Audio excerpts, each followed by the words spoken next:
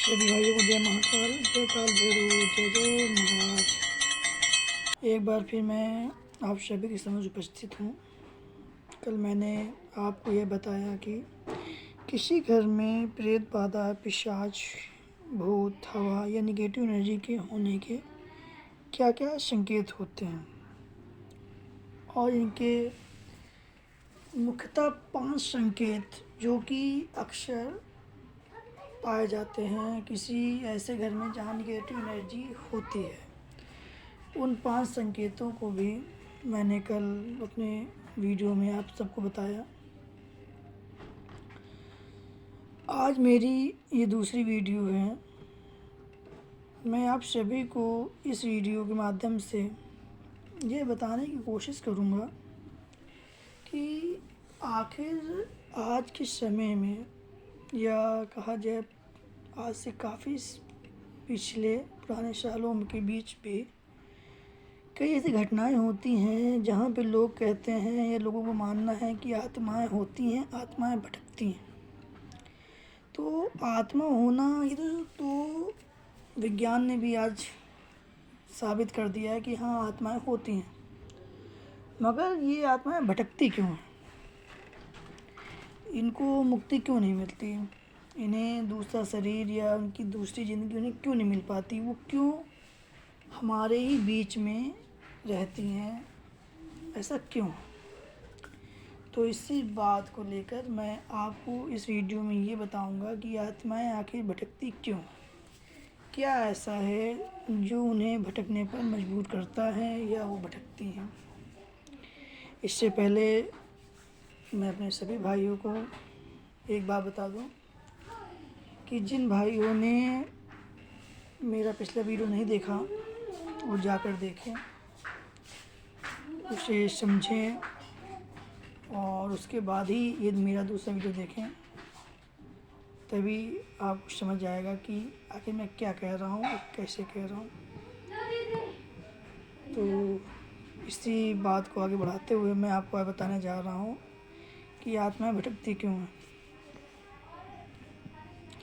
आज नहीं, काफ़ी सालों से ही, जब से इस सृष्टि का निर्माण हुआ है, तो लोगों का जन्म लेना, उनकी मृत्यु होना, ये एक कहा जाए कि इतिहास चला आ रहा है कि लोग दिन में या डेली रोज़ाना पैदा भी हो रहे हैं लाखों की तादाद पे, और मर भी रहे हैं। ये मैं दुनिया की बात बता रहा हूँ आपको। और जिस तरह लोग मर रहे हैं, जैसे कि कोई आदमी 100 साल जी रहा है, कोई 50 जी रहा है, कोई 70 साल जी रहा है, कोई 80 जी रहा है, कोई 25, कुछ ऐसे भी हैं जो पैदा होते ही मर जाते हैं, या कोई 15 साल में एक्सपायर हो रहा है, या कोई 10 साल में ख़त्म हो रहा है। तो ऐसा क्यों है?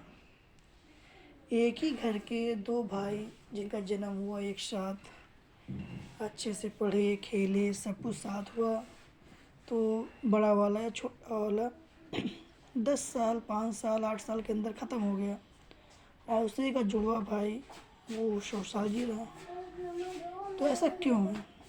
क्यों लोगों के बीच इस तरह तरह की भ्रांतियाँ फैली हुई हैं? तो इसी के बारे में आपको इस वीडियो में बताने जा रहा हूँ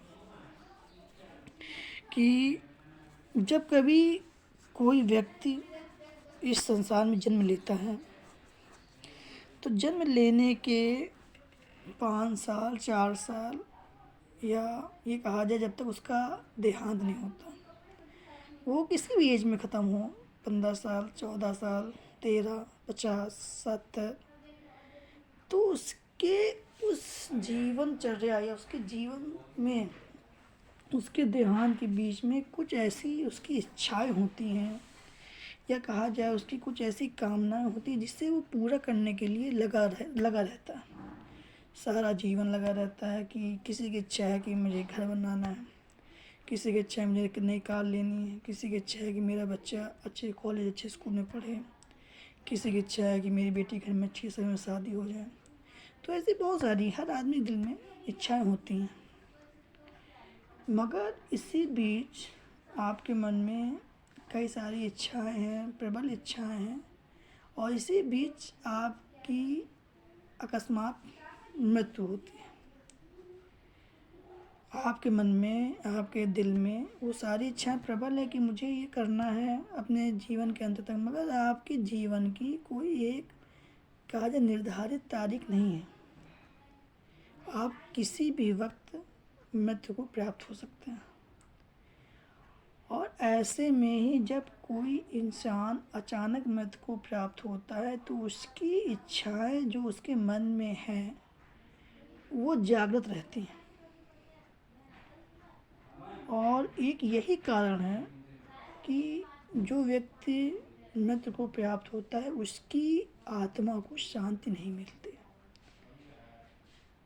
और वो एक तरह से इसी जिस भूलोक में हम लोग रह रहे हैं इसी में हम लोगों के बीच रहती है,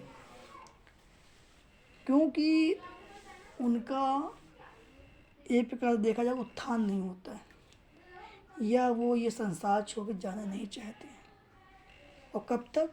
जब तक उनकी वो इच्छाएं पूरी नहीं हो जाती या उन्हें अच्छी तरह से पूरी पूजा विधि विधान हवन वगैरह से गर्म पुराण कराकर या कई तरह की ऐसी आज के समय में ब्राह्मणों में ये देखा जाए इतिहास में, पुराने इतिहास में कई सारी ऐसी पूजाएं हैं जिन्हें ब्राह्मण कराते हैं और जिससे कि भटकती हुई आत्माओं को मुक्ति मिलती है। तो जब तक उस आत्मा के वो अधूरे कार्य या उसकी इच्छाएं पूरी नहीं हो जाती तब तक वो इस भूलोक को नहीं छोड़ेंगी।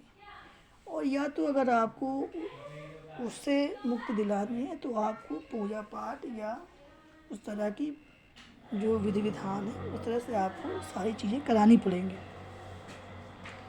तो ये मैं आपको बता रहा हूँ कि कोई आत्मा क्यों भटकती है। अब इसी के साथ मैं आपसे इजाज़त लूँगा और अब मैं ये इस वीडियो के माध्यम से मैंने आपको ये बताया कि कोई आत्मा भटकती है तो क्यों भटकती है और उसे भटकते समय आप कैसे उसे उत्थान दिला सकते हैं। तो ठीक है, मैं आपको अगले वीडियो में ये बताऊंगा कि पिशाच बाधा क्या है। कई लोगों का मानना होता है कि भूत, हवा, प्रेत ये सब एक ही है, ऐसा नहीं है। इनमें भी कई तरह की ये कहा जाए कि कई तरह की रूहें होती हैं। कुछ रूहें ऐसी होती हैं जो अच्छी होती हैं, हमें लाभ पहुंचाना चाहती हैं। कुछ रूहें ऐसी होती हैं जो निगेटिव होती हैं, वो आपको जितना चाहें, जितना सोचे नहीं होंगे उससे ज़्यादा आपको तकलीफ़ देना चाहती हैं। तो आज की इस वीडियो में मैं आप सभी से आज्ञा लेना चाहूँगा और इस वीडियो में मेरा बस एक यही मोटिव है कि मैंने आप सबको ये बताया कि लोग कहते हैं कि आत्माएं भटकती क्यों हो, तो मैंने इस बात का जवाब दिया कि आत्माओं के भटकने का बस मुख्य कारण उनकी इच्छाएं हैं। उनकी इच्छाएं पूर्णतः पूर्ण हो जाएं, संपन्न हो जाए तो उन्हें मुक्ति मिलना आसान हो जाता है। और या तो फिर अगर आपको नहीं पता या आप नहीं जानते, आपके घर में या आपको ऐसा एहसास हो रहा है तो आप पूर्ण विधि विधान से पूजा अर्चना कराकर उन्हें मुक्ति दिला सकते हैं। तो जिन भाइयों को ये मेरा वीडियो अच्छा लगे लाइक करें, सब्सक्राइब करें और अपने जितने भी लोग हैं, इत्र मित्र हैं, संगी संबंधी हैं उनके साथ शेयर करें। और मिलते हैं कल एक नए वीडियो में जिसमें मैं आपको पिशाच बाधा के बारे में बताऊंगा कि ये क्या है, क्यों है और कैसे है। इसी के साथ मैं आप सभी से आज्ञा लूँगा। जय महाकाल, जय काल भैरव, जय जय महाकाल।